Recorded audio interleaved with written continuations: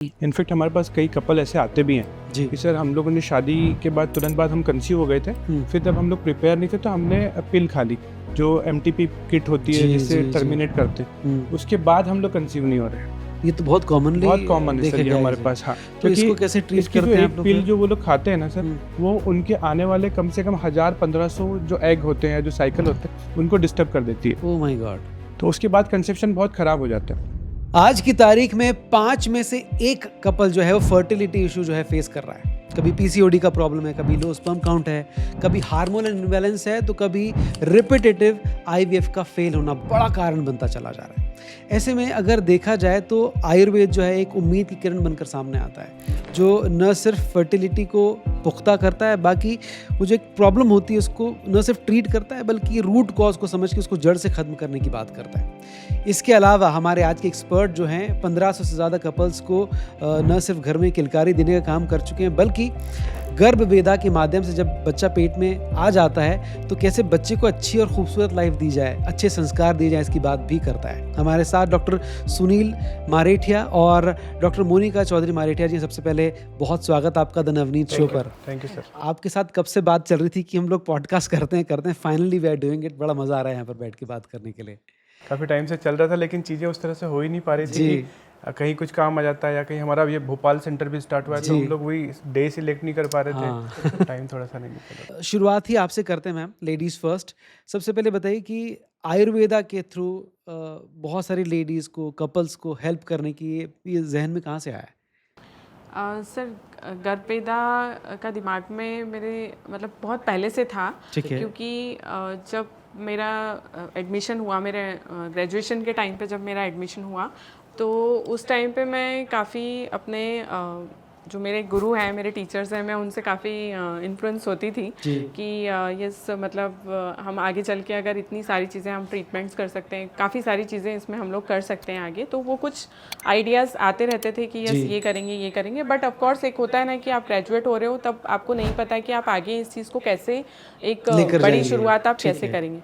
तो उसके बाद जब मेरा पोस्ट ग्रेजुएशन आयुर्वेदा ऑब्स्काइनी में है जी। और मैंने कर्नाटक से मैं पोस्ट ग्रेजुएट हुई हूँ। जी। तो तब ऐसा था कि तब मुझे एक बहुत अच्छा माइंड में वो नहीं हो पा रहा था, क्लिक नहीं हो पा रहा था कि मैं किस सब्जेक्ट में अपने आप को आगे बढ़ाऊँ। जी। तो मेरे फादर का एक बहुत अच्छा इस चीज़ में एक अवेयरनेस था कि नहीं, अगर आपको पोस्ट ग्रेजुएशन में आगे बढ़ना है तो ऑफकोर्स आयुर्वेदा को ही आगे बढ़ाना है और आपको इसी फील्ड में ऑब्स्टेट्रिक या गायनेकोलॉजी में ही आपको तो वहाँ से कहीं ना आयुर्वेद कहीं में influence था आपका। करना है आगे। तो जब मैंने फिर अपना पोस्ट ग्रेजुएट ख़त्म किया उसके बाद मैं जहाँ से मेरा पास आउट है वहाँ कॉलेज में पूरा बहुत ज़्यादा इनफर्टिलिटी के बारे में ही हमारे ट्रीटमेंट्स और काफ़ी सारी चीज़ें वहाँ पर होती थी। जी। तो उन चीज़ों को देखकर ही मुझे बहुत मोटिवेशनल मतलब एक एनवायरनमेंट मिला वहाँ पे कि मैं आगे आके वापस मतलब हम लोग जब यहाँ पर आए तो फिर हमने हमारी जब हमारे रिमोट एरियाज़ में कुछ छोटे क्लिनिक्स थे, जी। वहाँ पे हमने हमारा प्रैक्टिस स्टार्ट किया था। जी। तो कुछ पेशेंट्स ऐसे हमारे आए जिसमें हमको लगा कि हम आयुर्वेदिक होम्योपैथी से चीज़ें कर सकते हैं और कुछ रिजल्ट्स हमारे पास आने लगे जिससे कि हम लोग मोटिवेट होते रहे। फिर हम लोग कोविड वाले पीरियड भी हमने फेस किया। तो कोविड के बाद हमारे दिमाग में फिर ये चीज़ें आई कि यस ऑफ कोर्स अब आयुर्वेद का अवेयरनेस एक बहुत अच्छे लोगों से को बहुत ज़्यादा हो कोविड चुका के टाइम है। पे लोग ज़्यादा अवेयर हुए यस आयुर्वेद यस। से। तो yes। उसके बाद ही फिर हमारे माइंड में आया कि ये सब हम इसको बड़े लेवल तक हम इसको प्रमोट कर सकते हैं। जी, और आप बहुत अच्छा काम कर रहे हैं। मॉडर्न इनफर्टिलिटी क्राइसिस की तो आयुर्वेद वहाँ पर किस तरह से काम करता है, गर्भवेदा कैसे काम करता है, प्लीज़ बताएं। सर मैं थोड़ा सा आपको एक थोड़ी सी स्टोरी सुनाना चाहता हूँ कि जब हम लोगों ने स्टार्ट किया, सबसे पहले हम लोगों की जो रिमोट क्लिनिक्स थे जहाँ पे हम लोग आयुर्वेदिक और होम्योपैथिक ट्रीटमेंट्स करते थे, तब उसी दौरान मेरा एक फ्रेंड था, बहुत अच्छा फ्रेंड है मेरा, उसकी सिस्टर को इनफर्टिलिटी फेस कर रही जी। थी और उसकी सिस्टर की यहाँ तक चीज़ें हो गई थी कि शायद उनकी शादी टूट जाए और उनके जो पेरेंट्स हैं या उसके जो ससुराल पक्ष वाले हैं वो किसी और को ढूंढने लगे थे कि अच्छा, यहाँ तक पहुँच गई थी बात। हाँ, क्योंकि चीज़ें नहीं हो पा रही हैं तो हम लोग इसकी दूसरी शादी कराएंगे हम। तो फिर हम लोग एक दिन बैठे हुए थे, उसकी बात हुई तो मैंने कहा कि मैडम इस चीज़ का ट्रीटमेंट आयुर्वेदिक तरीके से बहुत ही इफेक्टिव तरीके से कर रही हैं। जी। तो उसका जो हम लोगों ने कॉज देखा वो ट्यूबल ब्लॉकेज था। तो फिर हम लोगों ने उनको अपने क्लिनिक पे बुलाया और उनका 3 महीने ट्रीटमेंट किया ट्यूबल ब्लॉकेज का उत्तर बस्ती के थ्रू और बाकी जो दूसरी मेडिसिन थी उनके थ्रू। तो उसको 4th मंथ में ही वो कंसीव हो गई। वाह। तो ये मेरे लिए तो एक मैजिक पॉइंट था कि यहाँ से, क्योंकि मैम तो ऑलरेडी पीजी करके देख के आई थी ये सब चीज़ें, लेकिन मेरे लिए यहाँ पे टर्निंग पॉइंट साबित हुआ कि मैंने देखा कि इतना अच्छा रिजल्ट है, वो भी विदाउट सर्जरी, क्योंकि उनको आईवीएफ वगैरह की सलाह दी गई थी और उनको बोला था कि आपको लेप्रोस्कोपी करके हम लोग ट्राई करेंगे, और वो लोग फाइनेंशियली इतने वो नहीं थे कि वो इस चीज़ को अफोर्ड कर सकें, आईवीएफ और या दूसरी सर्जरीज को। तो जब मैंने यहाँ से चीज़ें देखी तो फिर हम लोगों ने उसको फिर आगे बढ़ाया और धीरे धीरे जाके हम लोग गर्भवेदा तक पहुँचे। और हमारे पेशेंट भी शुरुआत में ऐसे ही आने लगे माउथ पब्लिसिटी से, क्योंकि एक को रिजल्ट मिला तो फिर उन्होंने दूसरे को, तीसरे को, और इस तरह से चेन बनती गई और एक वर्ड ऑफ माउथ के थ्रू हम लोग आगे बढ़ते गए। अगर सर मैं जानना चाहूँ कि आपका आयुर्वेदिक ट्रीटमेंट एलोपैथी से किस तरह से बेहतर या अलग? जी जी, बहुत अच्छा सवाल है सर। मैं चाहता भी था कि आप इस तरह का कोई सवाल पूछें, क्योंकि आयुर्वेद में जो चीज़ें होती हैं और एलोपैथिक में जो चीज़ें होती हैं वो बिल्कुल डिफरेंट होती हैं। जी। जैसे सिंपल सा एक एग्जांपल है कि आपको अगर हेडेक हो रहा है, आपको हो रहा है या किसी और 4-5 आपकी फैमिली में किसी को हो रहा है, तो हम लोग एक पेन किलर सेरिडोन या क्रोसिन वगैरह रखते हैं जो कि सभी लोग खा सकते हैं और सबका सर दर्द उससे ठीक हो जाता है, क्योंकि वो सिर्फ एक एनाल्जेसिक है जो कि आपके पेन के सेंसेशन को ख़त्म कर देती है। वहीं पे अगर आयुर्वेद में ऐसी चीज़ें हो रही हैं, सर दर्द है, तो अगर 10 लोग हैं तो 10 के लिए अलग अलग दवाइयाँ हो सकती हैं, because Ayurveda acts on a principle of individualisation. उसके लिए आप एक इंडिविजुअल अलग पेशेंट है, आप एक इंडिविजुअल अलग पर्सन है, अब बाकी दूसरा कोई जो सेम प्रॉब्लम्स के साथ आएगा वो अलग होगा। तो आयुर्वेदा में आपकी प्रकृति हो गई है, आपके जो दोषाज हैं उन सबको लेके आपके इंडिविजुअलाइजेशन, तो आपका ट्रीटमेंट अलग, आपकी दवा अलग होगी। बिल्कुल सर, हमारा ट्रीटमेंट हर किसी के लिए अलग होता है, जिसकी जो प्रकृति होती है, उसके जो दोषाज होते हैं उसके अकॉर्डिंग हम लोग मेडिसिन देते हैं। जी जी जी। इसका एक सिंपल सा एग्जांपल है, जैसे आपका फिंगरप्रिंट बाकी सब लोगों से अलग होगा, आपका जो थंब इंप्रेशन है वो बाकी सबसे अलग होगा, इसी तरह आपकी प्रकृति भी बाकी सबसे अलग है। आप एक इंडिविजुअल पर्सन है जी, आप एक इंडिविजुअल पेशेंट हो सकते हैं, तो हम लोग उसी के हिसाब से एक इंडिविजुअल मेडिकेशन हम लोग निकालते हैं और इंडिविजुअल ट्रीटमेंट हम लोग प्लान करते हैं, जिसमें आपका ट्रीटमेंट हमारे लिए अलग होगा, किसी और का अलग होगा। Right right. मैम अगर आपसे पूछूं मैं कि आपके जो प्रिंसिपल हैं आयुर्वेदा के अकॉर्डिंग, इसके अकॉर्डिंग आप ट्रीट करते हैं, उस बारे में प्लीज़ आप कुछ बताएं। मैं इस आंसर की शुरुआत जो है, क्योंकि प्रिंसिपल्स की बात हो रही है, आयुर्वेद के सिद्धांतों की बात हो रही है, तो मैं एक श्लोक से आपको, जैसे संहिताओं में हम लोगों ने पढ़ा है आयुर्वेद में, जी जी, तो मैं एक श्लोक के साथ आपको इसका आंसर देना चाहूँगी। प्लीज़। ऋतु क्षेत्र अम्बु बीजानाम सामग्याद अंकुरो यथा। ऋतु, बीज, क्षेत्र और अम्बु, ये 4 चीज़ें आयुर्वेद में जो हैं वो मेनली बताई गई हैं। जैसे अगर हम बात करें कि ऋतु यानी कि समय, यानी कि मेंस्ट्रुअल साइकिल में जो फेजेस होते हैं, वो ओव्यूलेशन वाला जो एक टाइम होता है कि एग बन गया है, एग कब रप्चर हो रहा है, कौन सा एक अप्रोप्रिएट टाइम है जब आप प्रेगनेंसी कंसीव कर सकते हो, वो एक करेक्ट होना चाहिए। उसके अलावा अगर हम बात करें बीज की, तो ऑफ कोर्स फीमेल ओवम और मेल स्पर्म की बात कर रहे हैं, तो वो हेल्दी होना भी बहुत ज़रूरी है। क्षेत्र की बात करें तो जो कैविटी होती है यूट्रस की, जो क्षेत्र है, जो जगह है, वो एक प्रॉपर है कि नहीं है, वहाँ पे एंडोमेट्रियम कैसी बन रही है, वहाँ पे इम्प्लांटेशन अच्छे से हो पा रहा है कि नहीं, ये उससे कोरिलेशन होता है। उसके अलावा ऋतु, बीज, क्षेत्र और अम्बु की अगर हम बात करें, तो जैसे वहाँ पर न्यूट्रिशनल देने के लिए, एग की ग्रोथ होने के लिए हमें हार्मोन्स की ज़रूरत होती है, हमें ब्लड सर्कुलेशन प्रॉपर होना चाहिए। तो हार्मोन्स कितने बैलेंस्ड हैं, कितने इम्बैलेंस्ड हैं, उन सब चीज़ों पे ही आयुर्वेद जो है वो काम करता है। नेचुरल हेल्दी प्रेगनेंसी, आपने बड़ी अच्छी बात कही कि नेचुरली आजकल ये विश्वास बढ़ गया है, स्पेशली आयुर्वेदा में ट्रस्ट करने के बाद, कि नेचुरली कैसे कंसीव कर सकते हैं और नेचुरली डिलीवर कर सकते हैं। तो नेचुरली डिलीवरी जो होती है, क्या वो आयुर्वेदा के साथ ज़्यादा पॉसिबल होती है? बिल्कुल सर, डेफिनेटली। क्या होता है कि जब हम नेचुरली कंसीव करते हैं तो वो सारा चीज़ें जो नेचुरली पूरे 9 मंथ जो है वो अच्छे से निकले, बिना किसी कॉम्प्लिकेशंस के, बिना किसी ऐसे ब्लीडिंग वगैरह जो स्टार्ट हो जाती है महिलाओं में, या बहुत सारी चीज़ें आ जाती हैं। और इसके साथ साथ ही जो डिफॉर्मिटी होती है बच्चों में कहीं कंजेनाइटल डिसऑर्डर्स होते हैं, वो सब भी आयुर्वेद के द्वारा मिनिमाइज किए जाते हैं। क्योंकि हम लोग जो ट्रीटमेंट करते हैं उसमें हम लोग बीज शुद्धि करके भी एक ट्रीटमेंट होता है, जिसको कि हम लोग पहले से प्री कंसेप्शनल करते हैं। तो उसके द्वारा ये सारी चीज़ें भी कम कर दी जा सकती हैं और अबॉर्शन के रिस्क को भी कम किया जाता है आयुर्वेद के द्वारा। अब जितना IVF या दूसरी चीज़ों को हम देखते हैं, जितना आर्टिफिशियली चीज़ें इन्वॉल्व होंगी उनमें उतने ही ज़्यादा कॉम्प्लिकेशंस होते हैं, क्योंकि वो सारे अननेचुरल तरीके हैं। हालांकि वो भी बहुत इंपॉर्टेंट पार्ट है आजकल, जिनको चीज़ें नहीं हो रही वो काफ़ी सारे IVF के थ्रू कहीं उनको उम्मीद दिखती है उसमें। उनको मिलती है बिल्कुल। लेकिन नेचुरल अगर कंसीव करेंगे आयुर्वेदा के थ्रू या किसी भी थ्रू, नेचुरल अगर कोई किसी मेडिसिन के ऊपर नहीं है, कोई ट्रीटमेंट भी नहीं करा रहा और नेचुरली कंसीव होते हैं, तो पूरा 9 महीने भी अच्छे से निकलता है। और साथ साथ जो नेचुरल डिलीवरी होती है, जहाँ पे नॉर्मल डिलीवरी जिसको बोलते हैं, उसकी संभावनाएं भी बहुत बढ़ जाती हैं। और खासकर गर्भवेदा में हम लोग इस चीज़ का ध्यान रखते हैं कि उनको पूरे 9 मंथ हम लोग कुछ इस तरह की एक्सरसाइजेज और जो योगा पोस्चर्स रहते हैं वो हम लोग उनको बताते हैं, कुछ ऐसे आहार वगैरह हम लोग बताते हैं जिससे कि वो ईजिली नॉर्मल डिलीवरी कर पाएँ। ग्रेट। आपने एक शब्द यूज़ किया, बीज शुद्धि। Yes sir. क्या है, थोड़ा सा प्लीज़ बताएं एग्जैक्टली इसके बारे में। सर बीज शुद्धि, अगर बीज की बात करें, जैसा मैम ने अभी 4 चीज़ें बताई, उसमें से एक इम्पॉर्टेंट चीज़ है बीज। तो पुरुषों में बीज मतलब कि शुक्राणु है, महिलाओं में बीज मतलब कि अंडाणु है। ठीक है। तो बीज शुद्धि एक प्री कंसेप्शनल प्रोग्राम होता है जिसमें हम लोग कंसेप्शन के पहले से ही इस चीज़ को तैयार करते हैं कि उनके जो बीज हैं, मतलब शुक्राणु और अंडाणु, वो अच्छे से ग्रो करें, फुल्ली डेवलप हों, और जब समय आने पर, जब प्रेगनेंसी कंसीव करने का समय आए, तो वो आसानी से कंसीव कर लें। तो ये प्रोसेस है। तो बीज शुद्धि की जब बात आती है तो कहीं मेरे जहन में ब्रह्मचर्य भी दिमाग में आता है।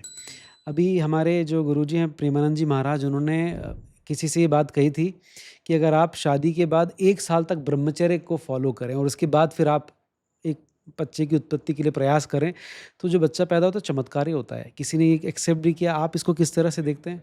सबसे पहले तो मैं सभी लोगों से ये वो करता हूँ आशा कि प्रेमानंद जी महाराज की जो एज है वो काफ़ी बढ़े, क्योंकि वो ऑलरेडी काफ़ी चीज़ों से गो थ्रू कर रहे हैं, उनका किडनी फेलियर वगैरह हो रहा है। तो सभी लोग ये सोचते हैं कि उनकी एज अच्छे से बढ़े, तो हमारी भी यही भावना है उनके प्रति कि वो अच्छे स्वस्थ रहें, काफ़ी लंबे समय तक जिए।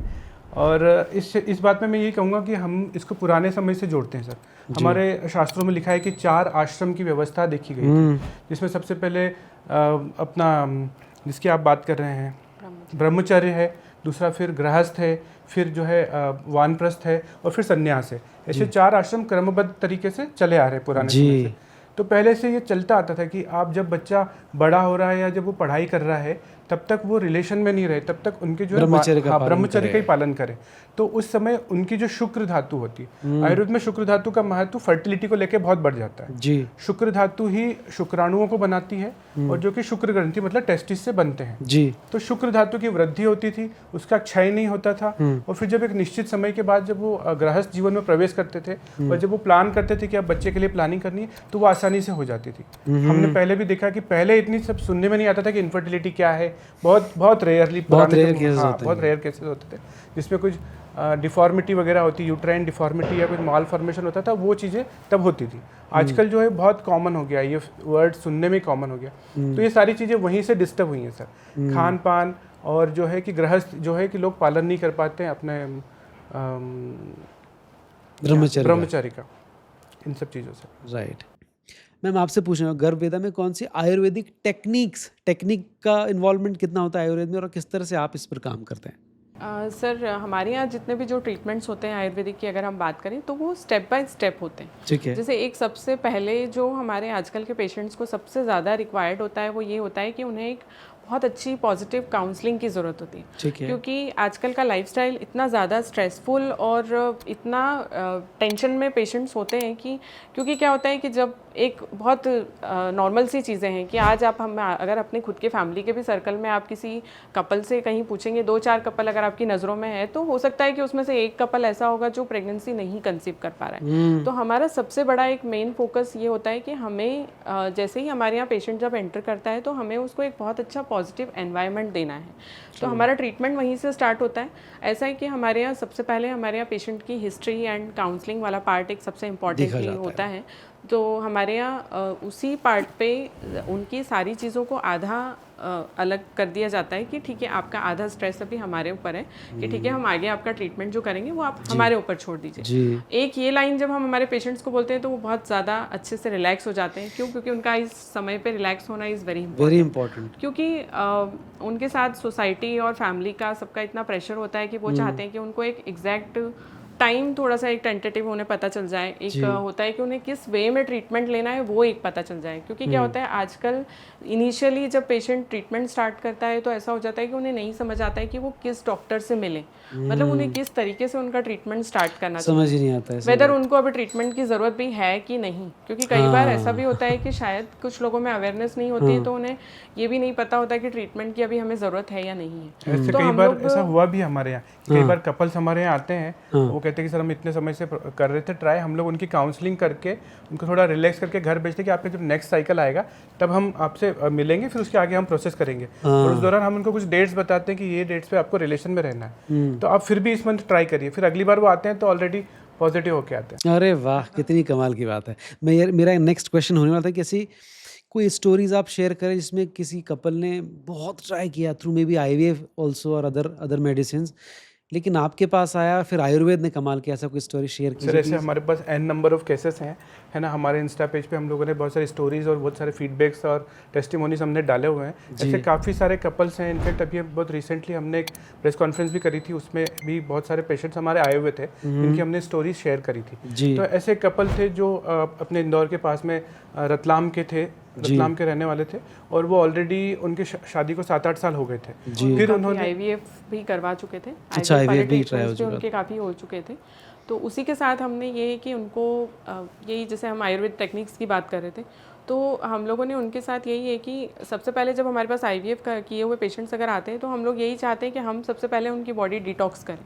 तो हम लोग जो आयुर्वेद टेक्निक्स होती है ना, उसमें हम लोग स्नेहन, स्वेदन, बस्ती, उत्तर बस्ती करके हमारे यहाँ कुछ प्रोसीजर्स होते हैं, कुछ नस्य करके पंचकर्मा वाले प्रोसीजर्स होते हैं। तो ये सारे प्रोसीजर्स हमने उन्हीं पेशेंट के साथ हम लोग परफॉर्म करते हैं, और उनका ये है कि उनका 3 मंथ से 4 मंथ तक का ट्रीटमेंट, ये वाला पंचकर्मा वाला पार्ट जो है हम कवर करते हैं। उसके बाद हम उनको नेचुरली सारे डेट्स, उसके साथ हम लोग डाइट वगैरह, एक्सरसाइज वगैरह पूरा प्लान हम लोगों का बना के देते हैं, और उसके साथ ही हम लोग उनको जो भी मॉडर्न साइंस के हिसाब से अगर ओवुलेशन स्टडी एंड एवरीथिंग जो भी हम टेक्निक्स हम लोग यूज़ कर सकते हैं, कि हम लोग जितने इन्वेस्टिगेशंस वाले पार्ट से भी हम उनको जितना क्लियर कर सकते हैं वो चीज़ें हम क्लियर करते हैं। तो ये वाले कपल की जिसकी हम बात कर रहे हैं, वो हमारे पास आए थे, उनकी जो समस्या थी वो थी लो AMH की। लो AMH का मतलब है कहीं एग की क्वांटिटी और क्वालिटी जो है थोड़ी सी कॉम्प्रोमाइज़ होना। तो इस ट्रीटमेंट को लेके हमने उनके साथ वही पूरा बॉडी डिटॉक्सिफिकेशन, और उसके अलावा हमने मेडिकेशंस आयुर्वेदिक जो होते हैं वो, और उत्तर बस्ती वाले प्रोसीजर्स जो कि एग क्वालिटी को इम्प्रूव करते हैं। हम लोग यूट्रस में एक छोटा सा प्रोसीजर करते हैं जिसमें हम कुछ मेडिसिन जो होती हैं वो हम अंदर इंट्रोड्यूस करते हैं यूट्रस में, और उससे पूरा एग क्वालिटी और क्वांटिटी जो है, मतलब क्वांटिटी तो नहीं बट जो क्वालिटी इम्प्रूवमेंट होना चाहिए, वो एक बहुत अच्छा रिजल्ट हमको देखने को मिलता है। तो वो जो पेशेंट हैं वो 4 to 5 मंथ के ट्रीटमेंट जो है उसमें कंसीव हो गए थे। ओह वाह, सुपर। और उसके बाद उनका 9 मंथ का जो पीरियड था प्रेगनेंसी का, वो भी बहुत अच्छा निकला, एंड ऑफ कोर्स उनका नॉर्मल डिलीवरी हुआ, and they are having baby girl now. अभी वो आए भी थे हमसे मिलने फिर से जी। और काफ़ी अच्छा तब लगता है जब ऐसे तरह के पेशेंट बहुत इजीली आपसे क्योर हो जाए, जब हम लोग जो बिल्कुल सिंपल सी प्रोसेस हम लोग करते हैं, जैसा मैम ने बताया कि जो हम लोग उत्तर बस्ती वगैरह करते हैं, मेल फीमेल दोनों में करते हैं, थोड़ा सा हम लोग लाइफस्टाइल मॉडिफिकेशन वगैरह बताते हैं, और कुछ आयुर्वेदिक मेडिसिन हम लोग देते हैं। तो इन सबके कंबाइन स्वरूप से एंशिएंट आयुर्वेदा का नॉलेज और मॉडर्न साइंस का नॉलेज, इन दोनों को जब कंबाइन करते हैं तब चीज़ें बहुत आसानी से चीज़ें हो जाती हैं। जी, मैडम ने डाइट के बारे में ज़रूर बात करी, मैं चाहता हूँ आप इस बारे में थोड़ा सा प्रकाश डालें। फर्टिलिटी को बढ़ाने के लिए in male and female both, कौन सी 3 चीज़ें जो हैं मेल को करनी चाहिए और कौन सी 3 चीज़ें फीमेल को लाइफस्टाइल में ऐड कर लेनी चाहिए आज से, ताकि उनकी फीमेल की एग क्वालिटी अच्छी हो जाए, जो वीकनेस की बात कर रहे थे हम लोग कि एग वीक हो जाते हैं, और मेल का फर्टिलिटी जो स्पर्म काउंट है वो स्ट्रांग हो जाए। देखिए, सबसे पहले अगर हम लोग सिर्फ 3 चीज़ों की बात कर रहे हैं तो सबसे पहली जो चीज़ आती है कि एक अवेयरनेस होनी चाहिए मेल और फीमेल दोनों में, कि हाँ हमको अब कंसीव करना है और पॉजिटिवली हमको इसकी तरफ बढ़ना है। क्योंकि आजकल की लाइफस्टाइल में जो चीज़ें आ गई हैं कि लोग लेट मैरिज करते हैं, उसके बाद फिर वो कैरियर पे ध्यान ज़्यादा देते हैं, फिर वो बहुत लेट कंसेप्शन की तरफ जाते हैं जी। तो वो जब चीज़ें होती हैं तो वो कहीं ना कहीं इस चीज़ से छूट जाती है कि हम कंसेप्शन को थोड़ा सा लेट करेंगे, चाहे लेट हो, हम लोग अभी पहले करियर पे ध्यान देते हैं। जबकि भगवान ने जिस तरह से हमारा शरीर बनाया है, हर चीज़ के लिए एक सही समय समय है, शादी का सही समय है, बच्चा करने का सही समय है, और फिर उसके बाद कैरियर अपने आप आगे बढ़ता ही है, क्योंकि हमारे पास समय रहता है कि हम उस पर भी ध्यान दे पाए। जी। अदरवाइज कुछ कपल जो रहते हैं वो कहीं पे स्टक हो जाते हैं। हमने बहुत सारे आते हैं हमारे पास बेचारे, वो बहुत निराश होते हैं, सब चीज़ों से परेशान, समाज से परेशान, और फिर वो एक फेज रहता है जहाँ पे वो स्टक हो जाते हैं। तो ना वो फाइनेंशियली कहीं ग्रो कर पाते हैं और ना ही सोशली ग्रो कर पाते हैं। हाँ, तो सबसे पहले तो आपको एक सेट करना पड़ेगा माइंडसेट कि आप हमको कंसेप्शन करना है और हमको फर्टिलिटी के लिए प्लान करना है। दूसरा, इसमें आधे से ज़्यादा लोग जो हमारे पास आते हैं, जब वो ट्राई करते हैं तो वो झुंझलाहट आ जाती है, उनमें एक निराशा आ जाती है। तो हस्बैंड वाइफ के रिलेशन में भी कहीं ना कहीं चीज़ें वो दिखती हैं वो कि ये इनके बीच में सब नॉर्मल नहीं है। हम लोग इनफेक्ट कई बार हम लोग उनकी काउंसलिंग करके भी उनको नॉर्मलाइज करने की कोशिश करते हैं। और समाज आजकल जो है, घर वाले, समाज वाले, वो उनको बहुत ज़्यादा परेशान करते हैं। ये सबसे बड़ा प्रॉब्लम हो जाता है कि अरे कब होगा, कब होगा, कब होगा। वो सारी चीज़ें जहाँ शादी में जाएंगे वहाँ पे ये सवाल है कब कंसीव कर रहे हो, कब प्लान कर रहे हो, ये बहुत ज़्यादा रहता है। फीमेल्स के लिए अगर स्पेशली हम 3 चीज़ों की बात करें तो उसमें ये कह सकते हैं कि सबसे पहले तो फीमेल्स का पॉजिटिव होना इज़ वेरी इंपॉर्टेंट, क्योंकि आजकल मैं जितने पेशेंट से मिलती हूँ तो उनके इतने सारे प्रॉब्लम्स होते हैं, अरे मुझे उसने ऐसा बोल दिया, अरे मुझे उसने वैसा बोल दिया। तो ये एक सबसे पहला पॉइंट तो मैं यही बोलूँगी कि सबसे पहले आपको खुद को पॉजिटिव होना इज़ वेरी इंपॉर्टेंट। सेकेंड, आपको बहुत हैप्पी रहना है कि यस आप हमेशा, मैं समझती हूँ कि आपके लिए काफ़ी मतलब कई बार ऐसी चीज़ें आती हैं कि आप उस कंडीशन में अपने आप को बहुत खुश नहीं रख पाती हैं, बट यस आपको हैप्पी रहना, मतलब सारी दुनिया एक तरफ और अपनी खुद की खुशी एक तरफ, तो वो एक आपको रखना इज़ वेरी इंपॉर्टेंट।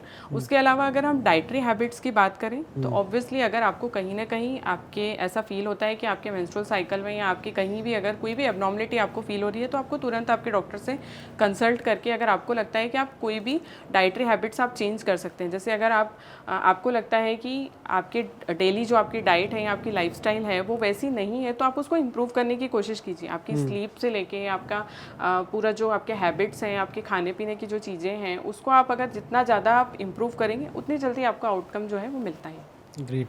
बीज की बात करें, यानी कि स्पर्म की बात करें, स्पर्म क्वालिटी को इम्प्रूव करने के लिए कौन सी सी चीज़ें हैं जो सही समय पर अगर आप लेना शुरू कर दें थ्रू आयुर्वेदा ओनली, वो कौन सी 3 चीज़ें होंगी जो आपको लेनी चाहिए? सबसे पहले तो यही है कि आप अच्छे से एक मॉडर्न और एक हेल्दी लाइफस्टाइल को अपनाएं, जिसमें कि आपका बैलेंस फूड हो, है ना।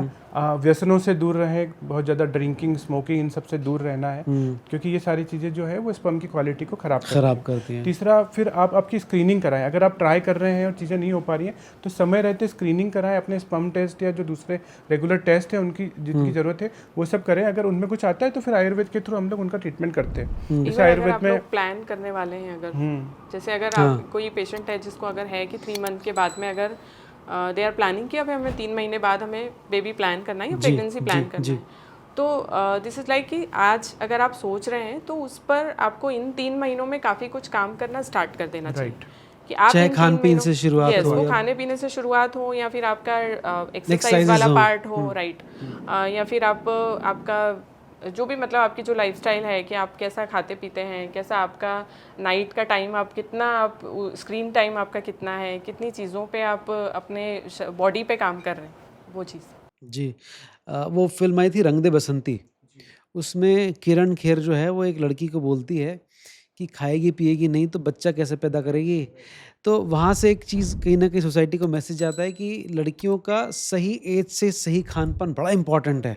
तो अगर मैं आपसे पूछूं कि अगर एक सही एज से बच्चियों को अगर खाने-पीने की सही तालीम दी जाए, तो कौन सी चीज़ बच्चियों को एक सही एज से सिखा देनी चाहिए कि अगर if you want to become a mother on the right age, तो ये चीज़ फ़ॉलो करें? देखिए, जब से मेंस्ट्रुअल साइकिल स्टार्ट होता है किसी भी फीमेल का, तो एक होता है कि एक उसको राइट उस टाइम पे जो राइट गाइडेंस मिलना चाहिए वो एक मिलना बहुत ज़रूरी है। ठीक है। कि स्पेशली जैसे आयुर्वेद में बताया है कि मिथ्या आहार विहार, इसके बारे में मैं आपको बताना चाहूँगी कि एक होता है कि आपका एक सही टाइम पे सही आहार लेना इज़ वेरी इंपॉर्टेंट। जैसे आप पूरे महीने आप क्या आहार ले रहे हैं, उसकी बजाय आपका 1st to 5th डे जो आपका मेंस्ट्रुअल साइकिल वाला फेज़ है, उस ड्यूरेशन पे आप कैसा आहार विहार ले रहे हैं वो आपका बहुत इंपॉर्टेंट होता है। अच्छा। कि जैसे अगर आपका जिस दिन आपका पीरियड अगर आया है या मेंस्ट्रुअल साइकिल जिस दिन स्टार्ट हुई है आपकी, तो उस दिन तब से लेके आपको 5th डे तक आपको क्या चीज़ें नहीं करनी है या क्या चीज़ें करनी है। अच्छा। इट्स लाइक कि आप को बहुत ज़्यादा उष्ण आहार विहार, जैसे बहुत ज़्यादा गर्म चीज़ें और बहुत ज़्यादा अदरक, लहसुन जो ऐसी वाले आहार विहार होते हैं वो चीज़ें आपको डाइट में नहीं लेनी चाहिए। फिर जैसे एक बहुत समय से एक बहुत कॉमन सी एक चीज़ है कि अपने मम्मियाँ बताती हैं कि आपको पीरियड्स के टाइम पे आपको अचार नहीं खाना चाहिए। तो इट्स लाइक कि यस, अचार वैसे भी आप सब हम लोग भी पेशेंट्स को मना करते हैं क्योंकि ये एक प्रिजर्वेटिव वाला एक पार्ट होता है कि हम घर में उसको बना के स्टोर करके अगर रख रहे हैं तो वो कहीं ना कहीं एक प्रिजर्वेटिव करके हम प्रॉपर एक उसको रख रहे हैं ज़्यादा टाइम के लिए। तो हम पेशेंट को एडवाइस वैसे भी करते हैं, और वैसे भी एक ये बहुत छोटी छोटी सी चीज़ें होती हैं कि हम अगर जंक फूड, फास्ट फूड, इन सब चीज़ों में अगर हम हमारे जो आजकल की जो टीनेज हैं उनमें अगर हम ये अवेयरनेस लाएं कि आप बस इतना करो कि आप फर्स्ट टू फिफ्थ डे जो मेंस्ट्रुअल साइकिल वाला पार्ट है उस टाइम पे अगर आप एक स्पेशल आपकी केयर कर लो तो शायद चीज़ें और अच्छे से हो सकती हैं। जी, एक क्वेश्चन मेरे दिमाग में आ रहा है कि अब चूंकि घर में कई बार पूजा पाठ या रिचुअल्स होते हैं जिसके चलते उसको ध्यान में रखते हुए कई बार लड़कियां, लेडीज जो हैं वो पिल्स देती ताकि या तो डेट प्रीपोन हो जाए या पोस्टपोन हो जाए। ये पिल्स कितनी डेंजरस हो सकती हैं प्रेगनेंसी के मद्देनज़र, इस पे बात करें थोड़ा सा। ये ठीक है या नहीं है ये पिल्स देना? एक्चुअली क्या होता है कि ये जो पिल्स होते हैं ये ऑलरेडी हॉर्मोन्स वाले ही पिल्स होते हैं जी, जो कि एक फिक्स पीरियड पे आप लेते हैं और फिर उसको अगर आगे बढ़ाते हैं तो होता है कि आप मेडिकेशन जब आप स्टॉप करते हैं तो उसके बाद मेंसेस आ जाते हैं जी। तो कहीं ना कहीं ये हॉर्मोन्स को इम्बैलेंस करने में एक बहुत बड़ा मतलब रोल प्ले करते हैं क्योंकि एक साइकिल जो आपकी पीरियड्स की चली आ रही है जी, एक आपने जैसे हम साइंस में पढ़ते हैं कि मेंस्ट्रुअल साइकिल के फेजेस होते हैं जी, मेंस्ट्रुअल जब ब्लीडिंग हो रही है तब तक का 5 to 6 डेज का फेज होता है, उसके बाद वो एग बनने वाला फेज होता है, फिर ओव्यूलेशन वाला फेज होता है जी, एंड आफ्टर दैट ये है कि फिर से साइकिल आने वाली रहती है तो वो एक फेज एक अलग होता है। जी। तो आप अगर इस साइकिल को जैसा एक नेचुरल वे में जो उसको आपने साइकिल break चल रहा किया है उस बीच में अगर आप मेडिकेशन लेंगे तो ऑब्वियसली वो कहीं ना कहीं आपके पूरे जो हॉर्मोन्स बने आ रहे हैं किस टाइम पे कौन सा हार्मोन बढ़ा हुआ है, कौन सा हार्मोन कम है, और उस टाइम पे अगर आप बाहर से एक हार्मोन और अंदर बॉडी में इंट्रोड्यूस कर रहे हैं तो वो ऑब्वियसली कहीं ना कहीं जो अंदर बॉडी ने हार्मोन बनाए हैं वो उसको इम्बैलेंस करता ही करता है। तो उसके जो साइड इफेक्ट होते हैं वो ऑब्वियसली किसी न किसी पेशेंट के बॉडी पे बहुत ज़्यादा दिखते हैं, किसी को बहुत कम दिखते हैं। अगर किसी की बॉडी पहले से बहुत बैलेंस्ड है, इन चीज़ों के का एक्सेप्टेंस उसकी बॉडी में अच्छा है तो शायद हो सकता है उन्हें बहुत कम साइड इफेक्ट दिखे। लेकिन अगर किसी को इन चीज़ों का बिल्कुल टॉलरेंस नहीं है, अगर जरा सा भी अगर किसी ने पिल लिया और उसके साथ प्रॉब्लम होती है तो उनके साइड इफेक्ट्स ज़्यादा उसमें दिखते हैं। किसी को बहुत इरेगुलर पीरियड्स हो जाते हैं, बहुत लॉन्ग टर्म तक ब्लीडिंग्स वगैरह, प्रोलॉन्ग पीरियड्स आना, ये सारी चीज़ें प्रॉब्लम्स जो हैं वो देखती हैं। इनफैक्ट हमारे पास कई कपल ऐसे आते भी हैं कि सर हम लोगों ने शादी के बाद तुरंत बाद हम कंसीव हो गए थे, फिर तब हम लोग प्रिपेयर नहीं थे तो हमने पिल खा ली जो MTP किट होती है जिससे टर्मिनेट करते हैं, उसके बाद हम लोग कंसीव नहीं हो रहे हैं। ये तो बहुत कॉमन देखा गया हमारे पास। हाँ, तो इसको कैसे ट्रीट करते हैं आप लोग? पिल जो वो लोग खाते हैं ना सर, वो उनके आने वाले कम से कम 1000-1500 जो एग होते हैं, जो साइकिल होते हैं, उनको डिस्टर्ब कर देती है। Oh my God. तो उसके बाद कंसेप्शन बहुत खराब हो जाता है। अब बॉडी की पावर है रीजनरेट करने की, रिपेयर करने की। तो हम लोग जो गर्भवेदक में आयुर्वेदिक ट्रीटमेंट करते हैं जिसमें हम लोग डिटॉक्स और पंचकर्मा थेरेपीज करते हैं, उसमें हम लोग इन्हीं चीज़ों को रिपेयर और रीजनरेट करने की कोशिश करते हैं ताकि जो डैमेज हुआ उसको कंट्रोल कर सकते हैं। जी जी जी। तो गर्भवेदक की तरफ से किसी भी तरह की हार्मोनल पिल के लिए बहुत बिग नो है। हम लोग कभी नहीं चाहेंगे कि कोई भी इसे ले और चीज़ें डिस्टर्ब करें, क्योंकि जो साइकिल भगवान ने बनाया है, जो चीज़ें आ रही हैं, पूजा ठीक है, हो सकता है अपन प्रेमानंद जी महाराज की बात करें तो उन्होंने भी कह दिया कि आप बैठ सकते हैं, देख सकते हैं, तो इससे कोई बहुत बड़ा अंतर नहीं आता है। सही बात है। तो गर्भ संस्कार की जब बात आती है तो लोग सोचते हैं कि इसमें सिर्फ माँ की जिम्मेदारी है, पुरुष अपने आप को पीछे बचा के निकल जाते हैं। मैं आपसे जानना चाहता हूँ कि गर्भ संस्कार की जब शुरुआत होती है तो पिता की क्या भूमिका होगी उसमें? देखिए सर, गर्भ संस्कार टोटली में अपने आप में एक बहुत बड़ा साइंस है और बहुत आध्यात्मिक चीज़ है जिसको कि बहुत कम लोग अनुभव कर पाते होंगे शायद। आजकल जो एक पैटर्न चल गया है कि हम म्यूजिक सुने, हम मंत्र सुने और हम लोग अच्छी किताबें पढ़े, उससे सिर्फ काम नहीं होता है। अगर एक घर में जहाँ पे कला है पति पत्नी के बीच में, जहाँ पे रोज उनकी लड़ाइयाँ हो रही हैं और महिला फिर भी वो संगीत सुन के उतना अच्छे से वो चीज़ एब्जॉर्ब नहीं कर पाएगी, जहाँ की बजाय कि एक नॉर्मल फैमिली में जहाँ पे लड़ाई झगड़े नहीं है, जहाँ पे मेल भी उतना ही फीमेल को हेल्प कर रहा है, उसके रोजमर्रा के काम में हेल्प कर रहा है, उसका टेक केयर कर रहा है, जहाँ पे वो चीज़ें हो पाएंगी तो मेल का भी इक्वली इम्पोर्टेंस है और इक्वली वो पार्टिसिपेट करता है गर्भ संस्कार में या किसी और भी चीज़ में, प्रेगनेंसी से लेके किसी और भी चीज़ में। आप स्टोरी की बात करें, अगर एक अभिमन्यु वाली जो स्टोरी बहुत फेमस है गर्भ जी, संस्कार जी, की। जी। तो उसमें अगर आप देखेंगे तो फादर का रोल कैसा था कि अर्जुन ने ही सुभद्रा माता को बताई थी वो पूरी जी कहानी चक्रव्यूह वाली। भीतर घुसने वाला। तो ऑब्वियसली वहाँ अर्जुन और सुभद्रा माता जी ने जो बातें की जी। वो अंदर अभिमन्यु ने सारी जो है वो सीखी, सुन ली। हाँ, तो उसके बाद ही हम अभिमन्यु की अगर बात करें तो उसके बाद ही उसकी शिक्षा में या भक्ति में या जो भी इमोशंस उसके अंदर जो सारी चीज़ें आई वो सब उसके बाद ही उसमें आई थी। तो वही पुरुष का रोल कितना पुरुष का रोल वही था स्टोरी बताने का। जी, जी, जी। तो एक वही रोल मैं बताना चाह रही हूँ कि फादर जितना ज़्यादा पॉजिटिव एनवायरनमेंट मदर के आसपास रखते हैं तभी वो एक गर्भ संस्कार वाली चीज़ जो चीज़ें होती हैं वो काम की होती है मदर के लिए। इनफैक्ट आजकल तो ये चीज़ भी चलती है कि ये कंसीव नहीं हुई है या मैं नहीं हुआ, वी आर प्रेग्नेंट। आजकल एज अ कपल लोग प्रेग्नेंट होते हैं, तो वो दोनों को ही ध्यान रखना चाहिए। वो फीलिंग एक हस्बैंड वाइफ दोनों में होनी चाहिए कि yes we are pregnant, we are pregnant. Yes yes. Sir ये क्वेश्चन को आप आंसर कीजिए कि अगर एक पिता प्री कंसेप्शन और प्रेगनेंसी के दौरान कौन सी 3 चीज़ें हैं जिसको फॉलो करे तो बहुत अच्छा वो प्रेगनेंसी दौर निकल सकता है? देखिए सर, 3 चीज़ों की बात करें तो पहला है कि संयमित आहार व्यवहार, उनका खान पान अच्छा हो। दूसरा कुछ उसके लिए कुछ मेडिकेशंस की ज़रूरत है, जैसे आयुर्वेद में आजकल बहुत फ्रीक्वेंटली देखने को मिलता है कि शिलाजीत हो गया या कौच बीज हो गया या इस तरह की मेडिसिन को जो नॉर्मली रूटीन भी मिलती हैं वो अपने आहार में शामिल करें, जिससे कि उनके बीज की जो है उत्पत्ति अच्छे से हो और उनकी जो है अपनी शुक्र धातु में वृद्धि हो। तीसरा जो है वो होता है कि आप सपोर्ट करें फीमेल को और बहुत अच्छे से चीज़ों को फॉलो करें और उनका टेक केयर करें। मतलब इमोशनल एक बॉन्ड होना चाहिए हस्बैंड और वाइफ के बीच में, बजाय इसके कि किसी छोटी छोटी बातों पे लड़ाई करना या इस तरह की चीज़ें बिल्कुल नहीं करना चाहिए। क्योंकि जहाँ पहला ऑब्स्ट्रक्शन आता है, अपन देखते हैं, अपन बात करते हैं कि हस्बैंड वाइफ जब प्लान कर रहे होते हैं बच्चे के लिए और अगर उनके बीच में आपस में संबंध मधुर नहीं है तो वो उस तरफ नहीं पहुँच पाते हैं। एक बार ये ऑब्स्ट्रक्शंस पैदा करता है। राइट। पीसीओडी पीसीओएस बड़ी कॉमन प्रॉब्लम हो गई है आज की तारीख में, और अगर हम बात करें आयुर्वेद के माध्यम से इसको ट्रीट करने की, कितना आसान है, और अगर इसको इकोनॉमी वाइज भी देखा जाए तो क्या ये कंपैरेटिवली सस्ता है, महंगा है या ठीक है, क्या है, थोड़ा इस बारे में बताएं।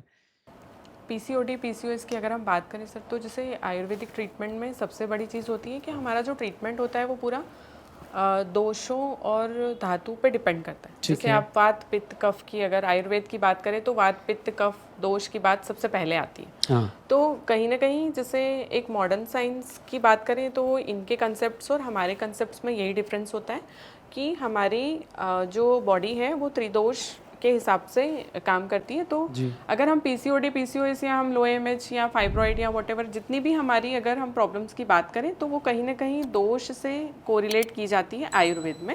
अब जैसे अगर कहीं वात दोष बहुत ज़्यादा बढ़ा हुआ है शरीर में तो हम कंपेयर करेंगे उसको कि कहीं ना कहीं पेनफुल चीज़ें या कोई भी ऐसा डिस्मेनोरिया टाइप जैसे पेनफुल मेंसेस या ये सारी चीज़ें होना इज़ ऑब्वियस। तो हम उस तरीके से अगर वात दोष बढ़ा हुआ है बॉडी में तो हम उसके अकॉर्डिंग पेशेंट के मेडिकेशन जो है वो हम प्लान करते हैं। ठीक है। तो पेशेंट की प्रकृति और दोष इन सब चीज़ों पे हमारा ट्रीटमेंट जो है वो डिपेंड करता है। तो पीसीओडी पीसीओएस की अगर हम बात करें तो इसका मतलब मल्टीपल स्मॉल फॉलिकल्स होना, बट अगर हम आयुर्वेद से बात करें तो कहीं ना कहीं बॉडी में कफ दोष का के बढ़ने की वजह से ये प्रॉब्लम्स बताए गए हैं। अब पीसीओडी यानी एक ही सिम्टम के साथ या पीसीओएस यानी कि कलेक्टिवली अगर काफ़ी सारे सिम्टम्स अगर पेशेंट के साथ हो रहे हैं तो इट इज़ पीसीओएस। तो हम उसको हमारे पेशेंट्स के सिम्टम्स के अकॉर्डिंग ही हम भी ट्रीट करते हैं। बट हाँ, हमारे दिमाग में ये चीज़ रहती है कि कफ दोष को यानी कफ शामक यानी कफ को शमन करने वाली जो मेडिसिन्स होती हैं हम उनका मोस्टली ज़्यादा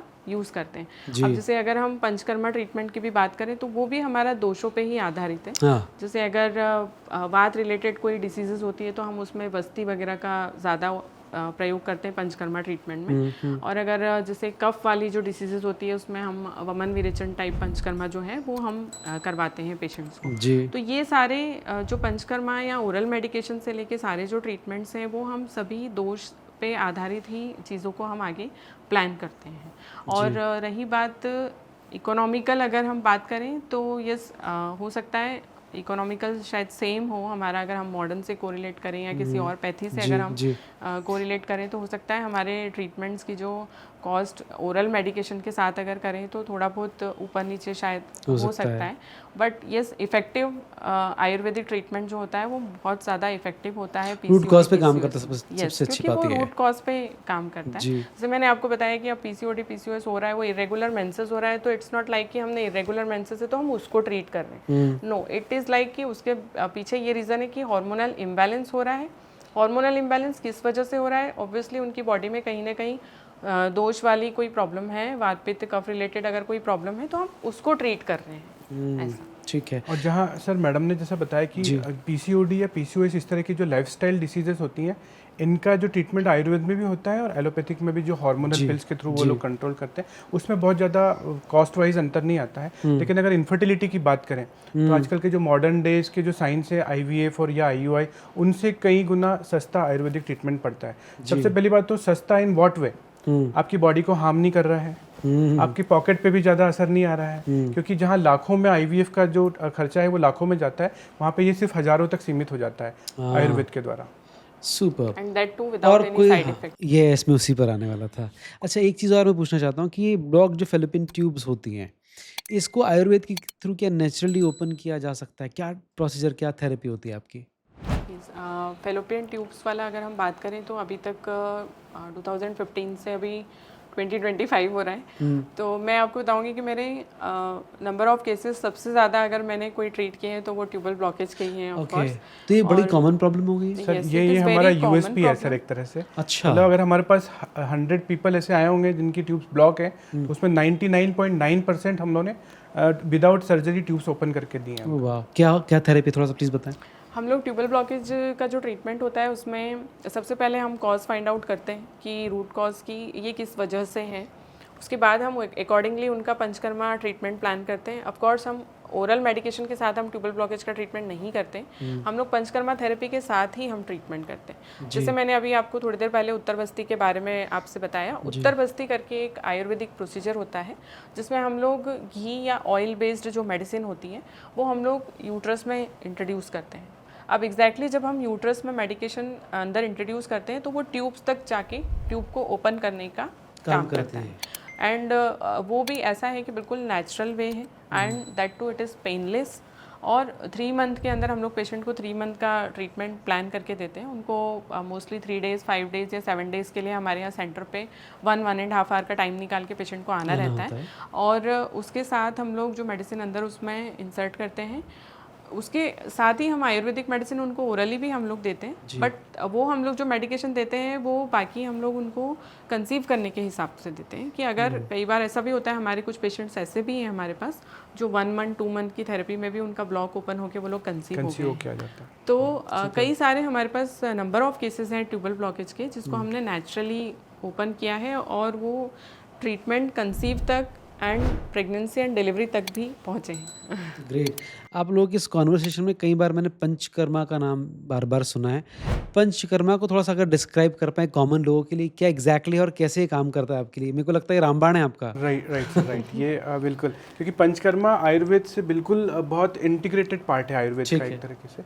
तो ये ट्रीटमेंट में इस तरह से हेल्प करता है कि हम लोग, आपने देखा होगा कि अगर किसी को बुखार भी आता है, किसी डॉक्टर के पास जाते हैं तो वो इंजेक्शन वगैरह के एडवाइस करते हैं या बड़ी बड़ी दवाइयाँ दे देते हैं जी। तो आयुर्वेद में पंचकर्मा एक रिलैक्सेशन प्रोसेस है, एक रिलैक्सेशन थेरेपी है जिसमें हम स्नेहन यानी कि मसाज थेरेपी, स्वेदन यानी कि स्टीम थेरेपी, और उसके बाद मात्रावस्ती जो हम लोग एक मेडिकेटेड ऑयल और घृत का एक एनीमा टाइप लगाते हैं, और उत्तरवस्ती जिसका मैम ने बताया ही है। इसके अलावा हम लोग नस्य करते हैं, जो नाक में ड्रॉप डाल के ऑयल और घी बेस जो ड्रॉप रहते हैं वो सीधे नाक के थ्रू हम लोग डालते हैं। तो उससे हमारा आयुर्वेद का ऐसा मानना है कि नाक के थ्रू वो लोग सीधे ब्रेन को स्टिमुलेट करते हैं, जिससे आपके हार्मोन्स का जो बैलेंस हो जाता है।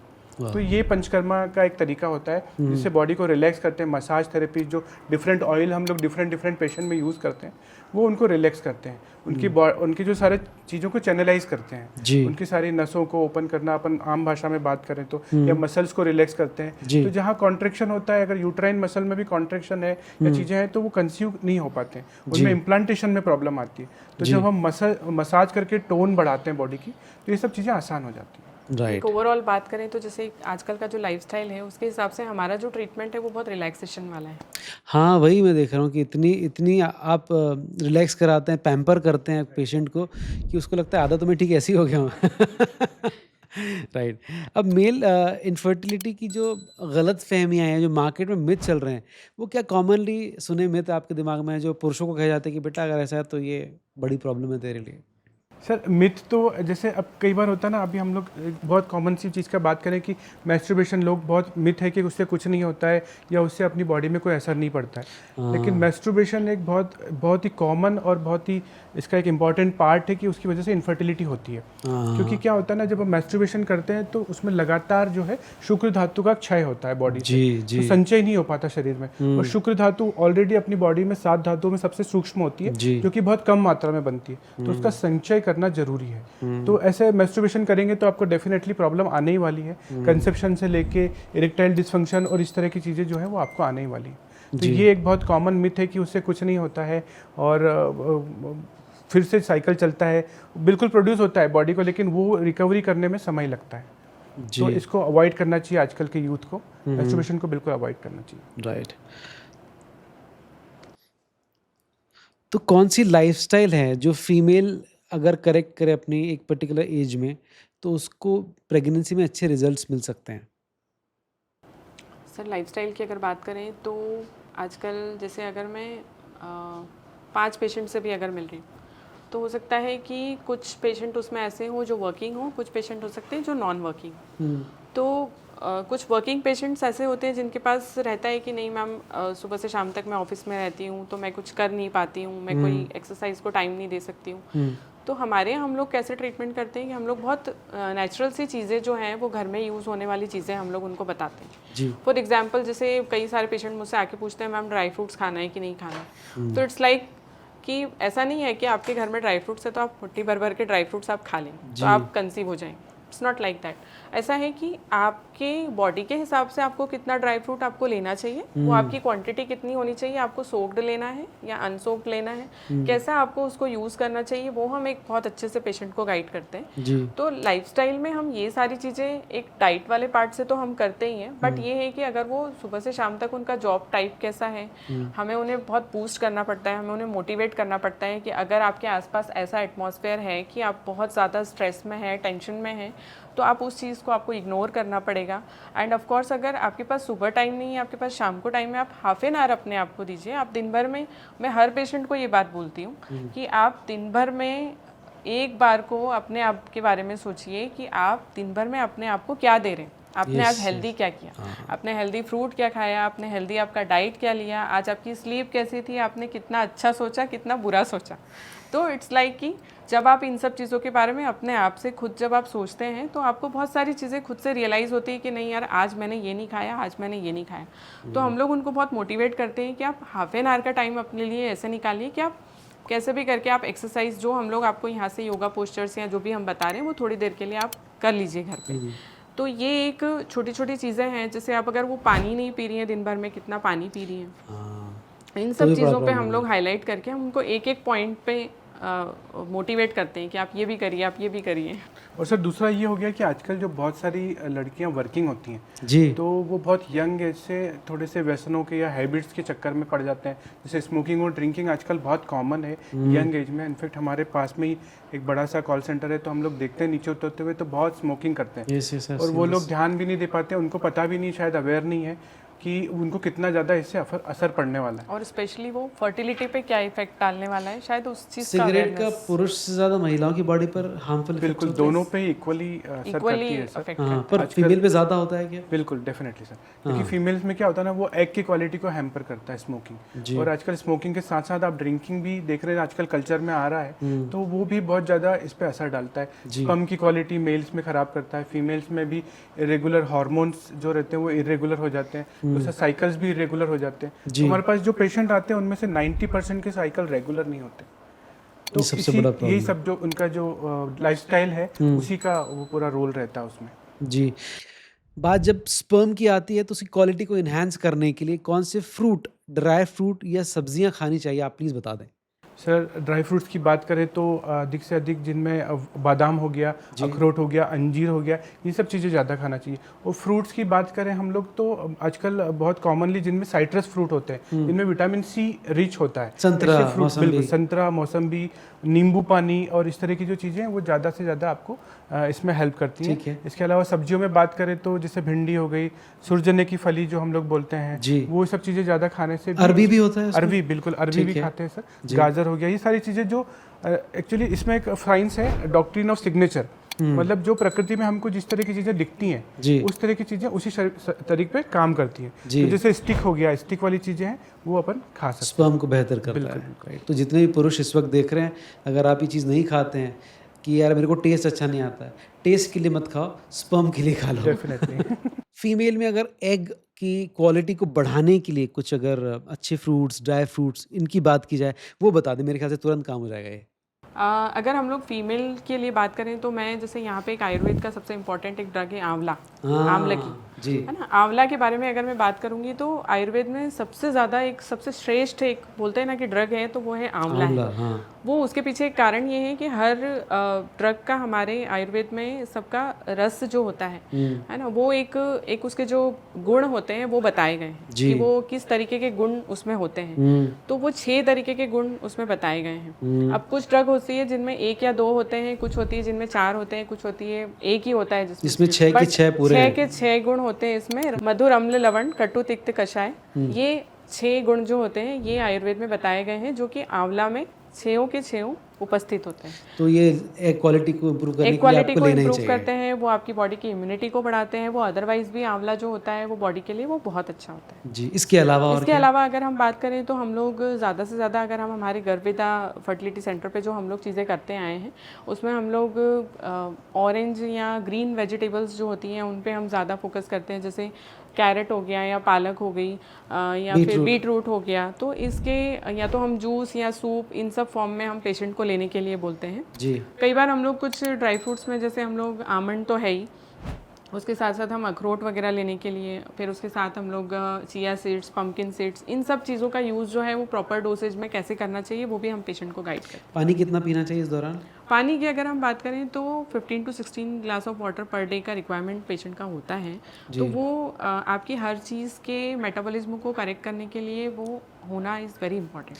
और चाय और कॉफ़ी?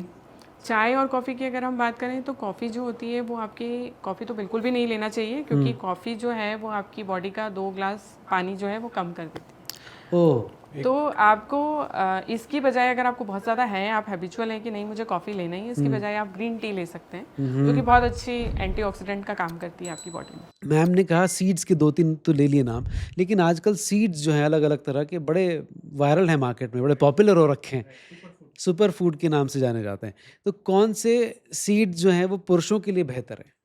सर सीड के बारे में पहले तो मैं ये बताना चाहता हूँ कि जब सीड्स होते हैं वो बहुत स्ट्रांग होते हैं, मतलब एक पूरे पेड़ की ताकत एक सीड में होती है, तभी वो जर्मिनेट करके एक पेड़ बना सकता है या एक फल बना सकता है। तो उसके अंदर जर्मिनेशन वाली पावर बहुत होती है, तो इसीलिए उनको सुपर फूड कहा गया है। जी। तो हम लोग मेल्स को जो हम लोग बोलते हैं उसमें चिया सीड्स, पम्पकिन सीड्स और जो दूसरे सीड्स होते हैं इनको सारे को मिक्स करके खाने के लिए हम लोग बोलते हैं। आप दूध के साथ खा सकते हैं, आप ड्राई खा सकते हैं, आप पाउडर बना के खा सकते हैं। जी। ये बहुत इंपॉर्टेंट रोल मेल फर्टिलिटी में प्ले करते हैं। तो सीधे खा सकते हैं या इसको सोक क्या करें, कैसा रहना सर चाहिए? इसको सोक करके खाएंगे तो इनकी पावर बढ़ती है। अच्छा। बहुत कॉमन सा एक वो है जो हम लोग पेशेंट को मेल फीमेल दोनों को ही हम लोग बताते हैं कि 1 चम्मच आप चिया सीड्स, 1 चम्मच पम्पकिन सीड्स, 2 बादाम और 1 अखरोट, जी। इसको आप सोक करिए रात में और सुबह उसको आप खाली पेट आप कंज्यूम कीजिए। जी। आप डेली एक हैबिट बना लीजिए कि आप सुबह उठते ही आपकी एक आदत होती है कि या तो आप ठंडा पानी या गर्म पानी जो भी आप पी रहे हैं, उसके बाद आप इस चीज़ को आप डेली आप ले लीजिए। तो इट्स लाइक कि एक जो मॉर्निंग वाला एक न्यूट्रिशन वाला पार्ट होता है वो आपकी बॉडी जो है वो कंज्यूम कर लेती है। जी। अगर सीड्स की बात करें फीमेल के लिए कौन से बेहतर? सबसे बेस्ट पम्पकिन सीड्स और चिया सीड्स ही होते हैं, जी। जो आजकल वैसे ही जैसे मैंने आपको बताया कि उस एक तरीके से चम्मच किया आप सोक करके आप ले सकते हैं। राइट। सुपर्ब। अगर हम बात करें मास्टरबेशन की, जिसके बारे में हम लोग ऑलरेडी बात कर चुके हैं, लेकिन मास्टरबेशन हो गया, हीट एक्सपोजर हो गया और मोबाइल का जेब में रखना, ये पुरुषों के स्पर्म के लिए कितना खतरनाक है सर? बिल्कुल। सर एक नेचुरल फिनोमिनॉन है कि भगवान ने जब हमारी बॉडी बनाई तो एक स्क्रोटम एरिया बनाया जिसमें हमारे टेस्टिस रहते हैं, टेस्टिस को जिसमें प्लेस किया तो वो बॉडी से बाहर है, एक तरह से एक पॉकेट के थ्रू बाहर है, क्योंकि वो बॉडी टेम्परेचर पे भी स्पर्म सर्वाइव नहीं कर पाता, उनको बॉडी टेम्परेचर से कम टेम्परेचर चाहिए रहता है। इसीलिए भगवान ने ऐसा बनाया कि स्क्रोटम में टेस्टिस रहे ताकि वो बॉडी टेम्परेचर से कम टेम्परेचर पे रहे।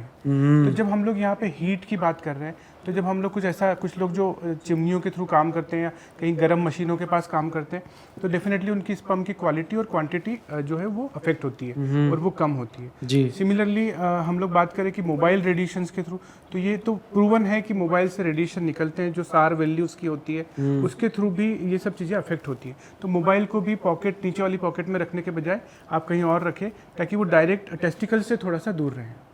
May be you can carry a bag, definitely इसमें आपको रखिए, ज़्यादा बेहतर रहेगा।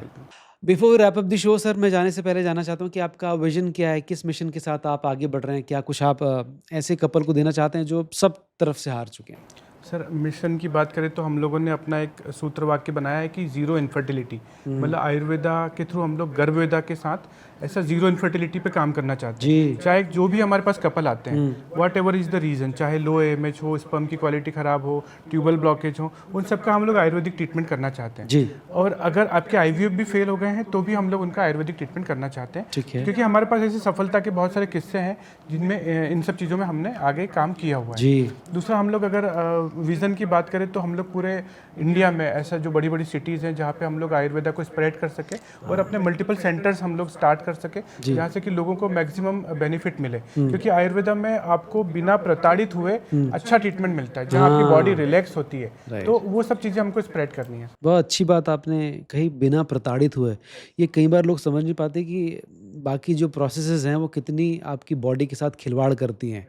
Right, not only body sir, उनकी पॉकेट पे भी ज़्यादा असर नहीं आए, पॉकेट फ्रेंडली भी रहे और उनकी बॉडीली जो पेन है वो भी कम रहे। Yes yes yes. मैम आप क्या कहना चाहिए जाने से पहले? मैं यही कहना चाहूँगी कि अगर आपके आसपास या आप लोगों में से अगर कोई है कि जिनको इनफर्टिलिटी का प्रॉब्लम अगर अभी है आपके साथ और आप कई सारे मल्टीपल ट्रीटमेंट्स अगर आप ट्राई कर चुके हैं तो आपको एक बार आयुर्वेदिक ट्रीटमेंट ज़रूर ट्राई करना चाहिए, क्योंकि वो बिना किसी साइड इफ़ेक्ट के बिना आपकी बॉडी को हार्म किए, बिना आपके फाइनेंशियल स्टेटस को ख़राब किए हम चीज़ें कर सकते हैं बहुत easily. Great, thank you very much ये सारी इन्फॉर्मेशन इतने सारे लोगों को देने के लिए। आई एम श्योर इसको देखने के बाद बहुत सारे कपल्स में एक बार फिर उम्मीद जाएगी कि हम भी माता पिता बन सकते हैं। Definitely. Thank you very much. Thank you so much. बहुत बहुत धन्यवाद।